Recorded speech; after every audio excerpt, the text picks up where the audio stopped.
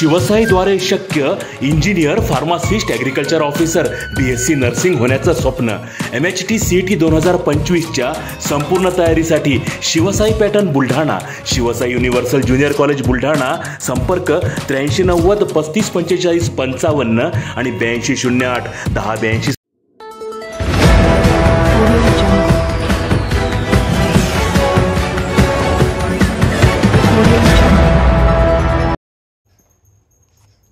गोवंशाच्या अवशेषांची तस्करी करणारं वाहन गोरक्षकांनी पकडलं. मुख्य सूत्रधारांना अटक करून त्याच्या मागणीसाठी गोरक्षक आक्रमक. बुलढाणा जिल्ह्याच्या खामगाव शहरातून एक बोलेरो पिकअप वाहन गोवंशाच्या अवशेषांची तस्करी करीत असल्याची माहिती गोरक्षकांना मिळाल्यावर गोरक्षकांनी सदर वाहन अडवून त्याची तपासणी केली असता त्यामध्ये अनेक गोवंशाचे अवशेष आढळून आले. माहिती मिळताच पोलीसही घटनास्थळी दाखल झाले आणि वाहनांसह दोघांना पोलिसांनी ताब्यात घेत गुन्हा दाखल केला आहे, तर एक जण फरार होण्यात यशस्वी झाला आहे. या सर्व आरोपीवरती मकोका लावून कठोर कारवाई करण्यात यावी या मागणीसाठी गोरक्षक आक्रमक झाल्याचं पाहायला मिळालं. या घटनेमुळे परिसरामध्ये काही वेळ तणावाचं वातावरण निर्माण झालं होतं. स्थानिक जे तलाव रोडचा जे रस्ता आहे त्या रस्त्यावरती ही गाडी जात असताना एक अशी माहिती मिळाली की या गाडीमध्ये गौवंशाचे उरलेले अवशेष जात आहे. तर मग गौरक्षकांनी गाडी थांबवली आणि थांबवल्यानंतर त्याची जेव्हा चौकशी केली आणि गाडीमध्ये आम्हाला गौवंशाचे उरलेले जे अवशेष आहेत ते आढळले.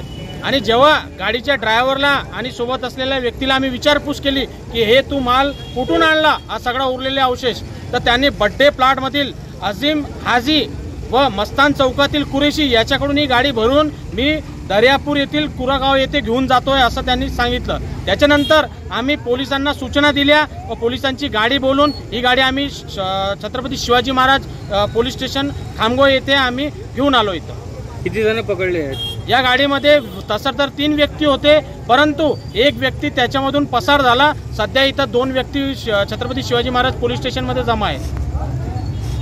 रिपोर्ट दिलाय का पोलिसांना? हो, रिपोर्ट देणं सध्या सुरू आहे आणि पोलिसांनी आम्हाला सांगितलेलं आहे की पुढील कारवाई आम्ही व्यवस्थितपणे लॅब टेस्ट करू, जे गाडीमध्ये जे अवशेष सापडले त्याचं लॅब टेस्ट करू आणि त्याच्यानंतर उचित ते कारवाई आम्ही या संबंधित सगळं काही करूया. काय मागणी आहे तुमची आता? आमची हेच मागणी आहे की हे जे कुरेशी व अजीम हाजी हे दोघं जे व्यक्ती आहेत हे सरळ याच्यावरून निष्पन्न होते की हे गाईला कापून गौ तस्करी करणारे लोक आहेत.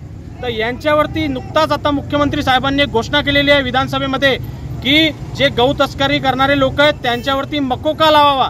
तर आमची मागणी आहे आज की जे अजीज हाजी व कुरेशी याच्यावरती मकोका लावण्यात आला.